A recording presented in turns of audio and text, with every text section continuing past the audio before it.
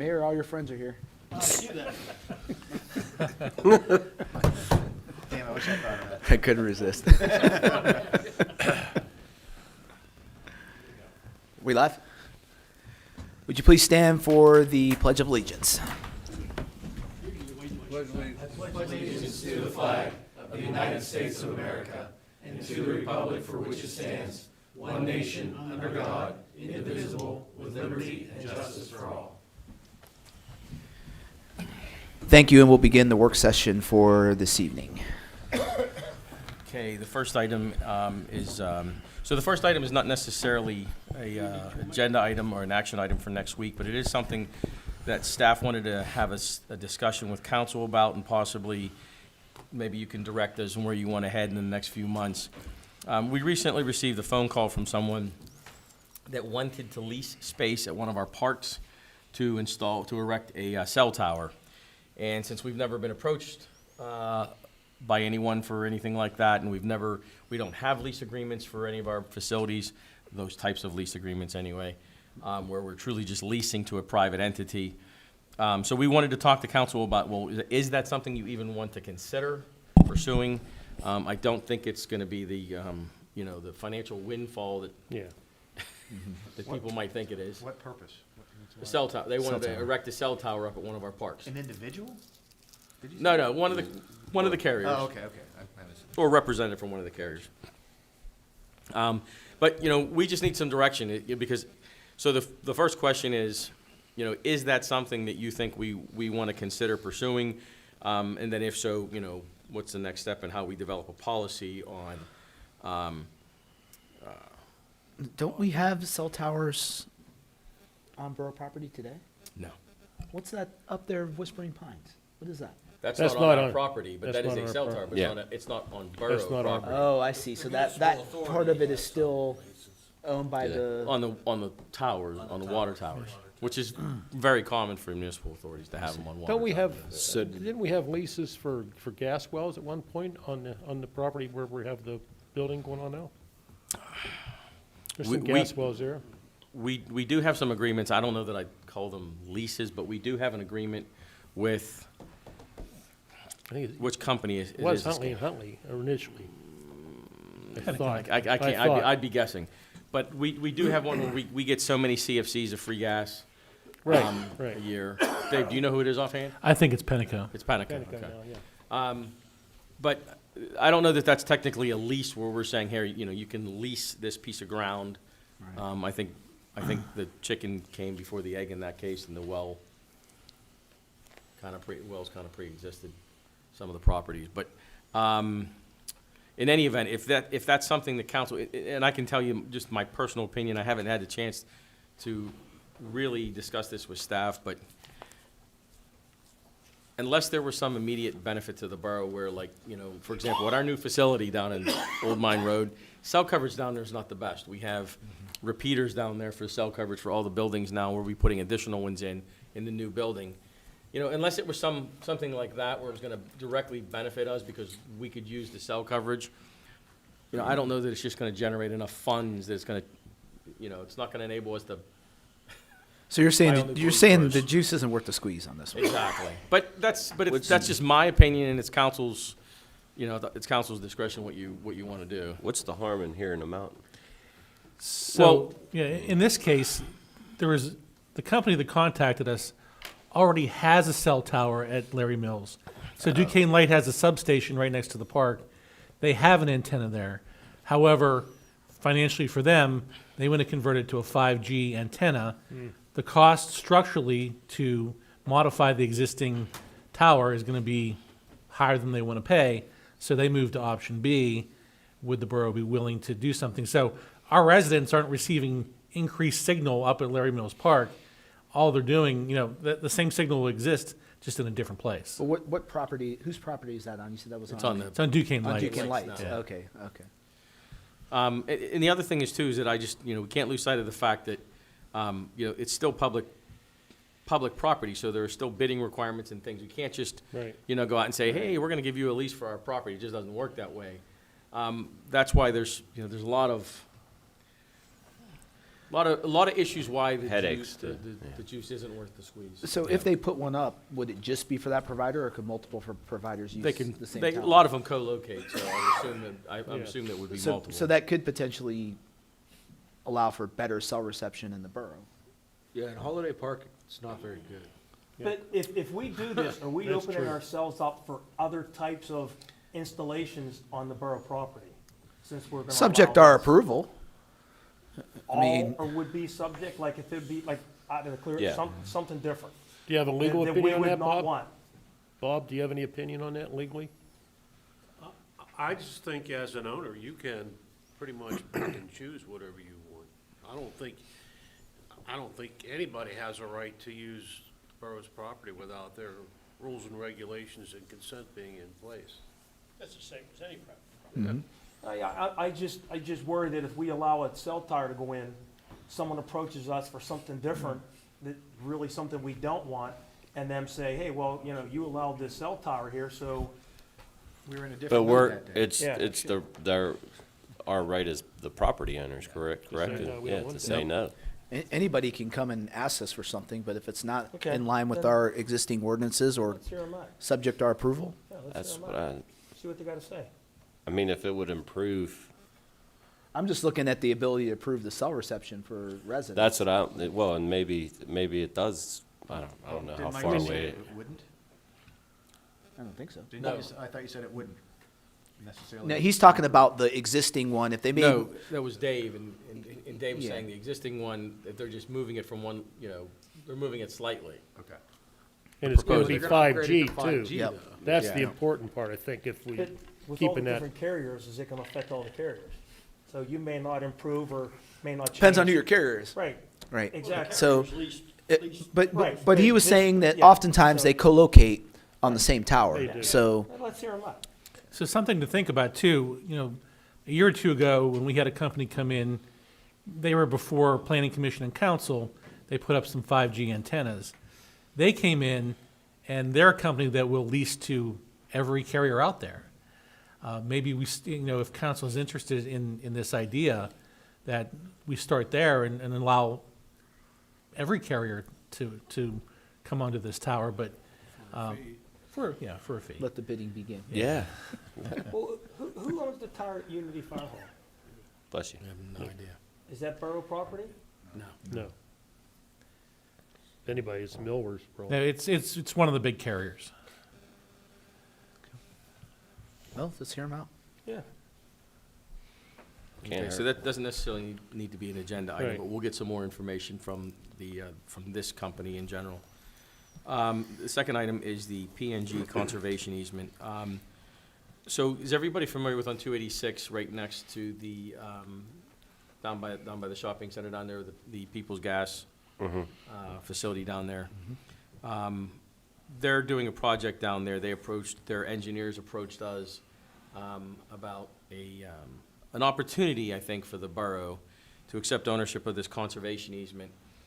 For us, it's a big, it's a benefit to our MS4 program and our MS4 credits. But it is going to be a responsibility that the borough would be assuming. There's in your agenda packets, there's a summary letter from Justin. By the way, for those of you who haven't met Justin yet, Justin is the borough engineer that works with us every day from KU. There's a summary letter in there in your agenda packets from Justin, as well as obviously, if you have any questions, you can certainly ask him. But at this point, we just need to know if you're interested in pursuing this conservation easement. It's about a quarter acre, right, in total, probably, that we would be responsible for maintaining. They will be doing the initial. No, quarter acre on YMCA, 3 acres on PNG. No. They will be doing the initial improvements, but then the responsibility would be ours to maintain it. I mean, it's good that there's the ability to protect the stream bank with this. And we've been talking about those types of projects, on the task force and trying to capitalize on those opportunities. So I don't see why we wouldn't. And they'll do the initial building of said stream bank, and then we'll just maintain it. And the nice thing is too, from a maintenance standpoint, we would not take it over for a number of years until, this project was built, and any problems that arise during probably, what, the first 5 years? That's what it says here, 5 Yeah, years. And we can people's take natural credit gas for would it have on the to. MS4, Yeah. which Yeah. is like a It's gonna double. benefit the MS4. so Yeah. it's a no-brainer. Yeah, I mean, So this would go from where like Shop and Save parking lot is all the way to where the Y is. Yes. Mm-hmm. Yeah, it's the vacant area of land between their compressor station and where the Y. Right. Between Staloot, yeah. It's all vacant land right now. there's actually, there's a good drawing there, to give you some perspective in Justin's letter, under the planning, planning tab. That's where the groundhogs live. I pass there every day. I like the groundhogs. You know, staff, they approached us a while ago on this, and I think staff thinks this would be a very worthwhile project to undertake. Or it's really not much for us to undertake initially, so, Good idea. okay. So in that drawing, we would be the red or the blue. Or- Both. Where's that drawing at, Mike? The blue It's at the end represents of the his Oh, letter. YMCA there, I property. see it, CNG Dice. Yeah, and then you gotta scroll Yes, down. that we would still need to get. Okay, got it. Yeah, it basically goes from the Shop and Save parking lot edge down past the Y Yep. to the where their wall's built. Have they mentioned what type of stream bank they'll be putting in? What they'll be doing for this yet? Oh, that's a compressor station. Different Okay, and then the Y's. things, different stream bank ordinance. And it definitely floods bad down there, so. Yeah, I mean, it's gonna help them initially with their flooding on that piece of property.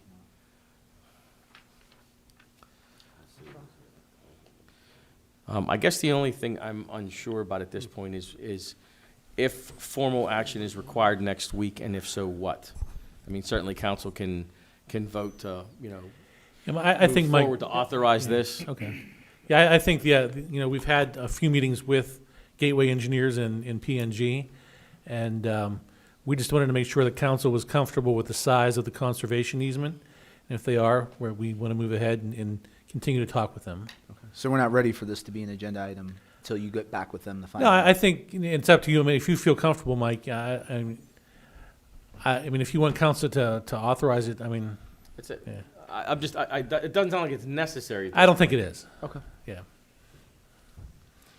Staff wanted to just make sure we were all on the same page, and you guys weren't, we don't want to keep spending more time and resources and then have council say we're not interested. Okay, fair enough. Item number 3 is the Twyla Consolidation Plan. Council accepted this as complete last month, excuse me. Properties at 1175 Renton Road. They are seeking to combine 2 properties into one for the purpose of adding on to an existing residence. Property zone, single-family residential. New lot will be about 1.5 acres. Staff does recommend approving this contingent upon any final approval by the engineer. Okay, discussion? Agenda item. Item number 4 is the Parco consolidation. This is also a simple subdivision that at this time, we're just requesting the council accept the application as complete, which is what we did with Twyla last month. Properties at 5068 Sardis Road. They're asking for permission to combine 2 properties as part of a transfer of properties.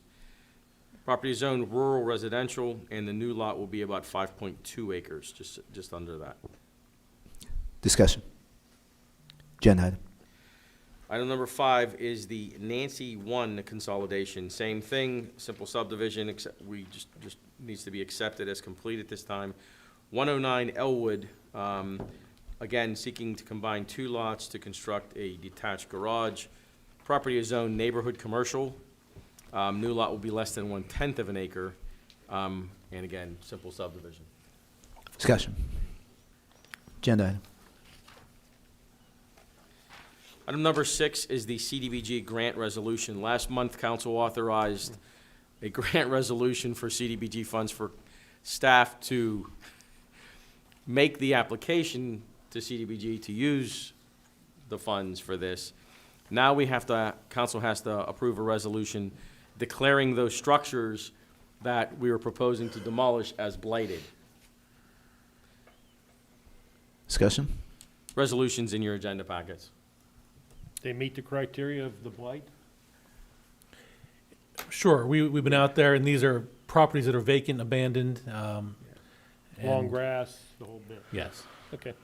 That would be the only problem I would see. Somebody said, you know, they're not blighted, but. Okay, agenda. Item number 7 is the Bureau Veritas contract. As you know, we contract with Bureau Veritas for third-party inspection. That's plan review as well as inspections. Just so everybody's on the same page here, we have a full-time employee that is a Bureau Veritas employee that reports to work every day in borough uniform, works out of our offices, but he's contracted out through them. We save money that way. We have our own inspectors as well. They have done this since 2016, and they are proposing, we've done 2-year agreements every 2 years. They have not proposed any increases for the next 2 years. I believe there was a slight increase the last contract, but prior to that, there was no increase. Correct. Seems pretty straightforward. Yeah. Have we had any issues with their work? or No, they've been complaints? great. I mean, they They're efficient, and Their I think turnaround time. the big thing for the residents is there's a good turnaround time on permit requests, day or two for the most part, and I think people are happy with that. Yeah.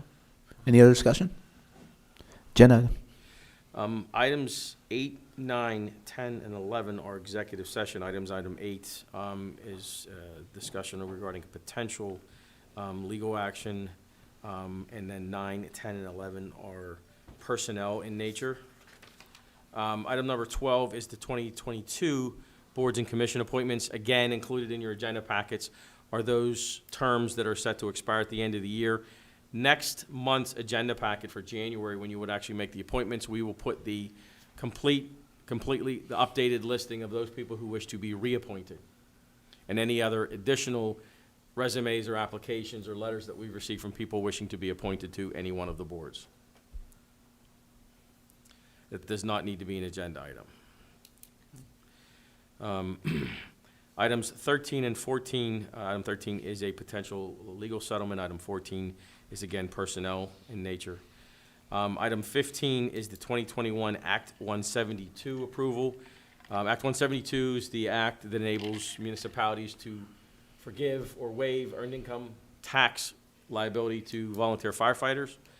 You guys enacted this in 2017, I believe. Every year, what they have to do is, when council enacted the ordinance, you created a minimum requirement standard for the volunteers to meet to be eligible for the tax forgiveness. So every year, the chiefs of the fire companies review that and make sure that they've completed all the minimum requirements to be eligible. They submit those lists to you, and then you must approve those lists next month. And then from there on, there's a few more steps and things that we have to do with the tax collector, the earned income tax collector, that is. But this is the first step in the process. And we will hopefully have those lists for you uploaded up in the agenda packets as soon as possible. Okay, any discussion? Agenda item. Now we get into the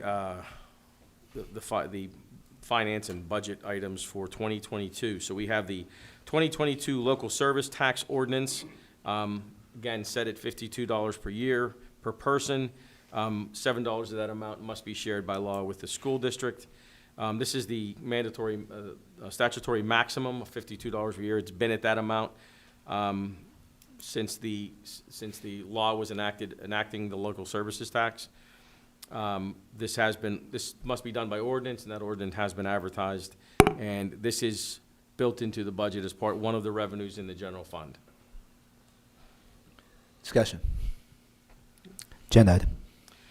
Item number 17 is the 22 earned income tax, same thing as the local services tax. Must be done by ordinance. It is currently set at 1% of gross earnings. 50% of that has to be shared with the school district. This is also at the statutory maximum and has been at that amount for the last at least 30 years here in Plum anyway. And this ordinance has been advertised for adoption as part of the 2022 budget. Discussion. Agenda item. 18 is the 2022 real estate tax. As long as you do not increase or propose to increase real estate tax, you don't have to do it by ordinance. You may do it by resolution. It saves us money in advertising.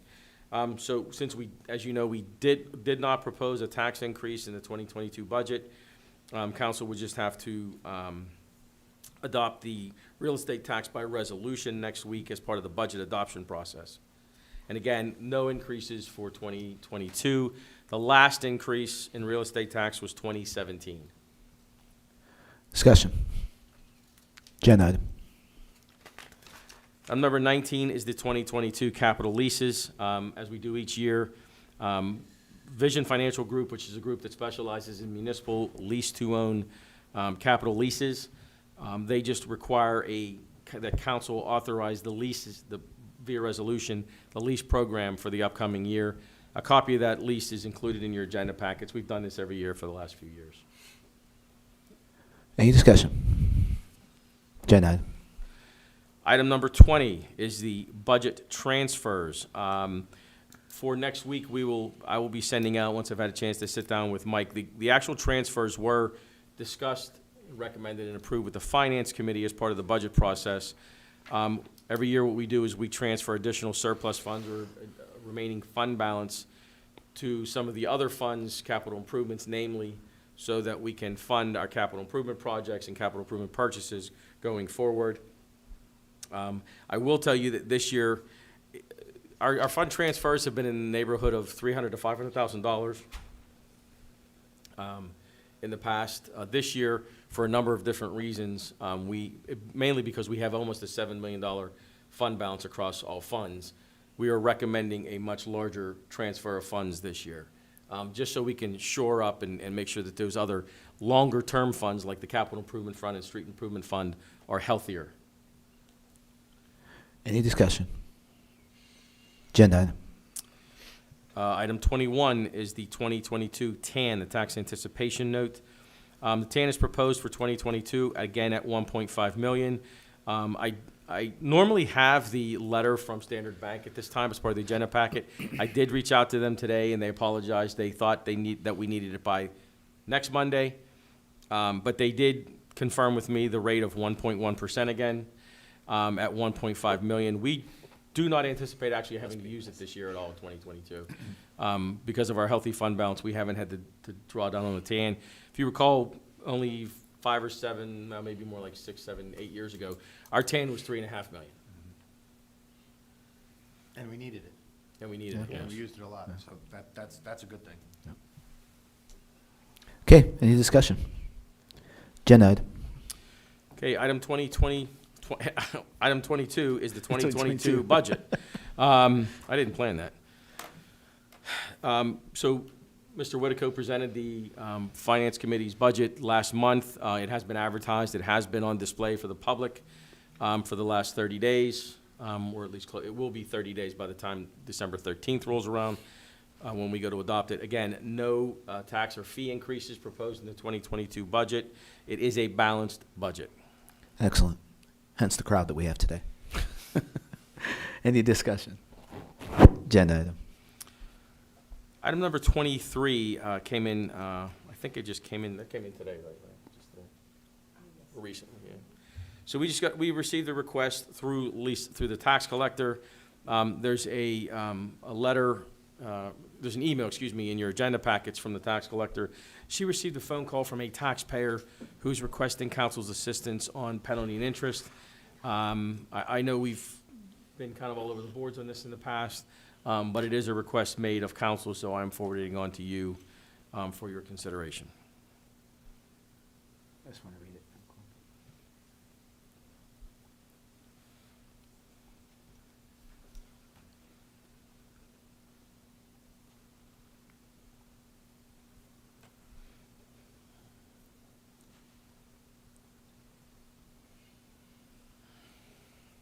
Just 2021. Yes. Do we have, is there a dollar? I don't see a problem with that.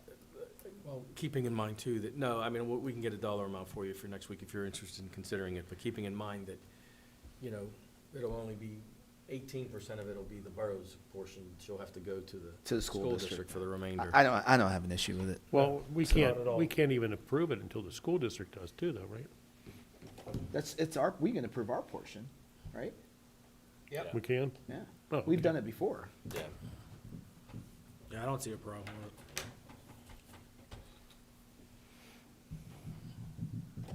And it doesn't go beyond 2021. Yeah, this was just a one-time thing that she was requesting. I don't have a problem with it. Okay, agenda item. Item number 24 in your agenda packets, under roads, equipment, and grounds, is the key fobs and security system for the new building. This was always a budgeted item. This is not out of the ordinary. We purposely, if you remember, there was a few things that we did not bid in the overall bid package because we felt we could get better control about who did the work and what type of equipment we received, as well as purchasing everything at the lowest possible prices under the PA CoStar's statewide contracts. We're not really in the position right now where we need to obviously start putting key fobs on doors right now. There's no walls up, but we are a little bit concerned, and the providers have told us that there may be a significant increase in price coming up soon. So staff is recommending that you approve the contract, the proposal now, so that we can avoid that increase in cost. Even obviously 10%, a 10% increase would obviously be significant. So this is the key fob, the system that you use to get into the current building now, the key fob system for the new building. It's all the controllers, all the hardware, all the readers, that is the wiring, right? And the labor, yes. It's going to save us money. Yeah. Makes sense. Especially- Jason, how's the design integrated with the rest of the IT equipment that it's cloud-based, it's going, All cloud-based, and it's exactly what we have at Public Works and Al Francie, so it'll be one fob, so everything will be integrated and you can manage it from one location? Okay, it's all cloud-based. okay, An excellent. as-a-service solution. Nice. All right, that's what I wanted to hear. Sounds great. Any other discussion? Agenda item. Okay. Item 25 is another one of those items that we just wanted to discuss. I don't know that there's necessarily there is not any action item for next week. But as we continue to work, and we do a lot of work in people's backyards and front yards, and we work, I'd love to say exclusively, but there are those times where we're not in a right-of-way, I guess, but very, very rare. We are always working in a right-of-way. And when I say working, I mean either borough crews under borough supervision are doing work with our equipment and our laborers and workers, or we've contracted with someone to do it. And a lot of times when we, so in keeping in mind too that right-of-ways, they're not just in the front yard, not in front yards and along the streets. We have right-of-ways going in backyards, between houses, for different things. Obviously, we have, our right-of-ways are for stormwater pipes. We have an ordinance that says you can't construct anything in a right-of-way. Right. And of course, there's a lot of things that people do that, obviously we just discussed one specific thing this evening, somebody that just put up an entire structure without a permit.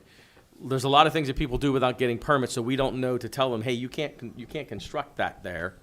But then there's also a number of things that don't require a permit. Fences 6 foot or under don't require a permit. So if somebody's not being diligent enough to make sure that they're not having their fence installed in our right-of-way, or ornamental trees and shrubs, and a lot of people put ornamental brick mailboxes in the front of the roads and everything. Everything from giant boulders, ornamental boulders, and $400 Japanese maples to sheds and everything in between. We've had conversations in the past, retaining walls, different things like that. We need to start thinking about, right now, we pretty much replace that stuff. You know, I mean, either our guys put it back or we build into the contract to have someone put it back. Before we get too far down the road, we're spending thousands, a lot of money every year replacing things. We would just like council to consider maybe, now that the construction season is drawing to an end and we kind of have this lull over the winter, that we can maybe talk about some of these things. As we gear up for the spring construction season again, we'd really like to know what's council's direction on this one. Are we replacing these things? And keeping in mind that the minute we don't, you guys are gonna get the phone calls. You're not replacing my maple. What's the legal take on that? First of all, there are easements in the borough that have been in place forever, and you have to live with those. Historically, when we've negotiated easements for any of the public agencies that we represent, we advise people that when they use the easement, they can't have any permanent structures on the easement. They can't do anything that would limit our access to the property, but it doesn't prevent it from happening. I know from my time on the planning commission, there have been instances where people have come in and wanted to put a shed down or something like that, and we've told them you can't do it, and they get pissed off. But the fact of the matter is, the easement's there for a purpose, so, I admire the fact that the borough's been working with these people all these years, and that's a good thing. But certainly, with respect to the future, you really should take a harder line. I don't know how you deal with the past. The past is hard because some people might have had a shed on there for 25 years, doesn't even know it's on an easement. Yeah. But there are other people who say, it's my property, I'm gonna put it on there. Right. And so, technically, they shouldn't be on our right of way. So legally, if we have to do work and we remove 50 feet of fence, are we legally required to put it back in? No. It's not supposed to be there. Well, let me put it this way, Paul. If they have installed that fence in defiance of our right-of-way, I would take a hardline approach on it. But if, I would look at every situation a little differently. It's very circumstantial, is what you're saying. It's very circumstantial, is what you're saying. It's going to be difficult to apply the same policy across the board for all the, situations that have happened before we put the policy in place, as opposed to doing something on a go-forward basis, right? So Somebody could inherit a home and that already has a structure on a right of way and they didn't know it. and right. There's certain Or situations. even buy but- a home. I'm not opposed to you guys putting a policy together for us to review it, so that we can at least gain some type of control, to your point, Yeah. over what's happening. Because right now we have none, right? So, other than you can't put something in the right of way. Case-by-case but- basis, and they try to be neighborly. Right. Well, but the first question people say is, well, where's the policy that says I can't put something in the Right. right of way? Well, so I want to be clear, we do have an ordinance that Yes. says you cannot construct in a borough, in a right-of-way in Plum Boro. So if somebody came to us now and tried to put a shed and it was in a right-of-way, we would deny the permit. Right. But there's no guidelines for adjudicating the cases where we would allow it. And that's what your policy would essentially. There's no situation where we would allow, what people put it in, I won't say use the word in defiance, but in defiance of the ordinance, either, because out of ignorance or out of just, I don't care, but we have an ordinance that says you can't construct anything in the right of way. Right. When people do it, 99 times out of 100, it's just because they didn't care, they just went ahead and did Right. it. We do sometimes get Pools. questions from people, pools, and we've just gone through this recently with Right. an in-ground swimming pool. Over on East Oakmont. Yeah, and we made them move them the move it. wall and, Wall. to get it out of the right of way, if you remember. They had to move that retaining wall in their pool. Lucky you didn't have to move their Fence, pool. and fence, yes, exactly. Where we also ran into the problem of vegetation and gardens and the Yeah, exactly, yeah. Japanese maple tree, so, Mhm. Yeah. what we do is we tell them, look, this is in our right of way, you can move it at your expense and get it Yeah, if you out. wanna get- save it, You wanna save save it. If you wanna save it, best you do it. So before you get into these situations, you know, for any project, you case by case, you walk through whatever you're gonna be using the right of way through and notify these. Yeah, they get notified. yes. We 9 times out of 10, we can't operate solely in the right of way. So Right. we almost always have to get a temporary construction easement with all the properties that we're working on. We're constantly doing temporary construction easements. So as part of that, you know, there's an expectation, well, you know, when we're gonna go through the part of your yard that we don't have an easement, okay, well, we're gonna tear it up with our tracks, we're gonna replace it, we're gonna restore, you know, there's a description of the pre-existing conditions and what we will replace, but those are for the areas outside of the easements. Right.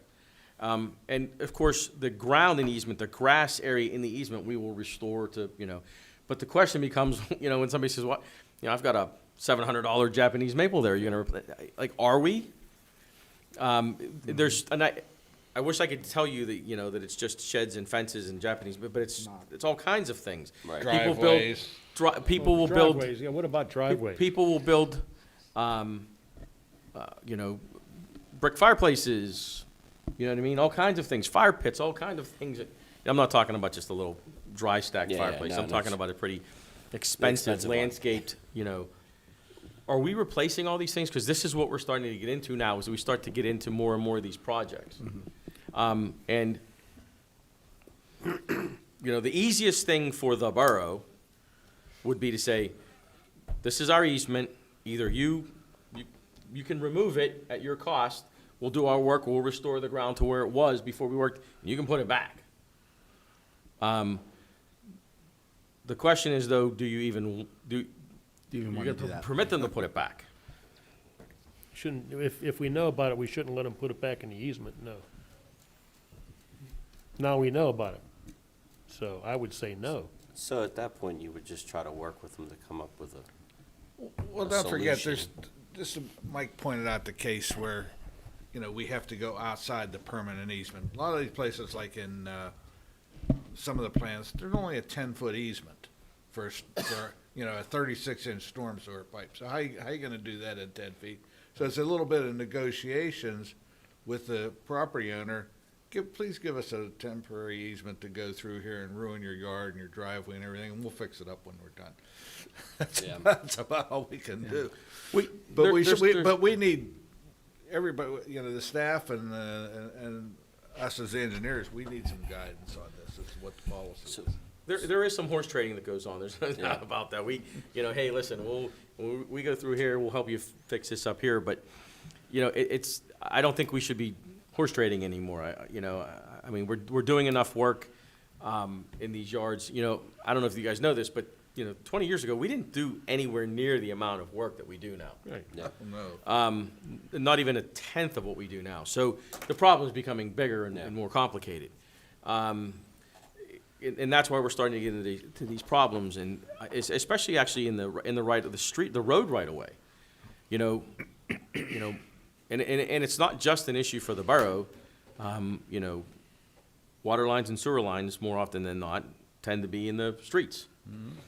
You have all these people that put in, like my neighbors. I don't know what my neighborhood is huge on brick mailboxes in the right of way, which actually I don't even think the U.S. Postal Service I won't say prohibits, but they certainly don't recommend it because they just don't work well for their vehicles. But we do. You can't put a permanent structure in the right of way, but there's 100 of them in my plan alone.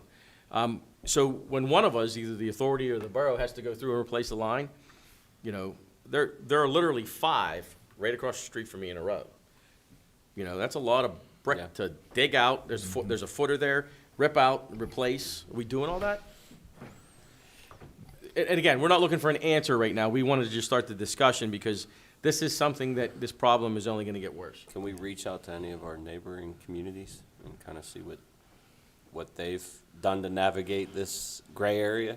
So, we have, and we'll certainly share that with council, once we start to get to the point where we're sitting Yeah. down and to really discuss this, but it's all over the, Yeah. it's all over the board. You have some There is municipalities no- that are very, very strict, and no, you will not put anything in the right of way, and if you do, and we have to come in, you're taking it out of your expense, and if we have to take it out, we're charging you to take it out, and we're not putting it back. Okay. let So me you ask have that a extreme legal to, question. Yeah. If we went in and took a mailbox down or a fence and didn't replace it because it's in our right of way, they take us to court. What's your opinion of our chances that we would be sided with by the court, that we would not have to replace it? If they put what Mike described as a permanent brick, Mailbox. fancy mailbox, foundation and wall, or whatever you wanna call it, tower to mount there, and we took it down, and they know that it's in our right of way, or it is in our right of way, and they should have known, then I think you have a winner, okay? But, that, Court of all public the time opinion. we've been doing this, we've never had an issue with a little problem like that. Okay, and frankly, there's been very little litigation regarding rights-of-ways and the interference of public and private property, in spite of what I saw here tonight in this opinion, which is just coincidental, but generally speaking, everything gets worked out. But that doesn't mean you shouldn't take a harder line. Right. I have, historically, though, the borough's been very reasonable, the sewer authority's been very reasonable, but, residents push their limits. A lot of Okay, times so they then- don't know. So then. But they then should know. I mean, Well, when you they buy a should know house, you and get a don't know. survey. Would there be an instance, like, I'm talking about a fence, that they had, say, It- 25 feet of fence in the right of Who way? would build a fence without getting it staked out to make sure it was on their property? I'll bet there's a lot. So now, would we then be liable then to have to put it back in maybe 3 feet over in their property? Well, I know if it comes through, I gotta replace it. Because, Well, I guess my point is, if you knowingly take it accept that- down that risk. as part of your project, and it's the last resort, in other words, you can't work around it, I don't think you have a legal right to do it if they put it in your right of way. But, Okay. but I'll bet you 100 times we've done that already, though. yeah, When I was over at the tax office, I got complaints from people saying, I'm paying taxes on this, it's part of my property, it's your easement. Yet it's part of my lot, on my survey. Yeah. Nobody thinks Oh, we about get- it till it hurts We them. get that argument all the time here Well, as sure. well, yep. And keep in mind too, this problem's not only going to get worse because we are doing that much more work, but just think about in the last 20 years, the outdoor living culture Right. that has been, and I'm part of it, I mean, Yeah. I mean, everybody's putting in outdoor kitchens and outdoor patios and outdoor fireplaces and all, and they're putting, and so now we're not just talking about a dry stack couple, Omni-Stone Right. fire pit. We're talking about a $5,000 pizza oven installed in the right of way. I'm still waiting on pizza from you, I mean, Mine's not in the right of way. But that's why this problem is becoming bigger now, because the things that they're putting in the right of way are becoming much more expensive. And, before when people put in a pipe in cyclone fence, now they're putting in very expensive vinyl, 6-foot-high vinyl fence. Like, it's one thing to just, take a few pipes out and replace some chain link. Now, now we're talking about, big vinyl fences, and they get expensive. These ornamental railroad tie walls and all this landscape, and then they want the landscaping redone. Well, now we have the visibility into it, so like you said, when you're ready to pursue something with a little bit more fidelity, you can bring it back before us and we'll. Yeah, I think we were really hoping that that's something we can talk about maybe with the Public Works Committee over the winter, Yeah. which direction you want to head.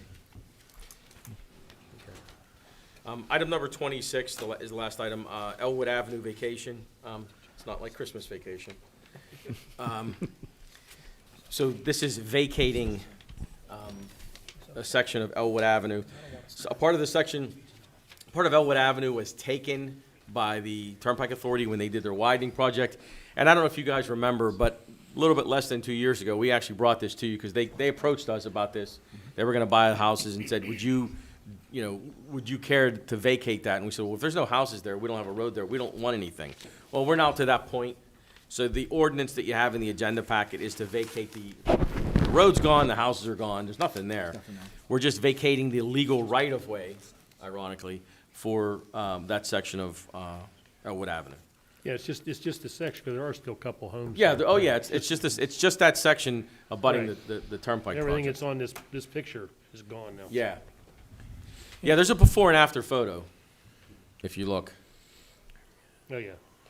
you can see.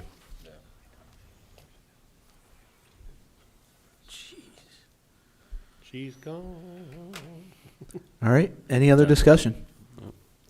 Okay, agenda item. Everything else is executive session. Yeah, Okay. paid, yeah.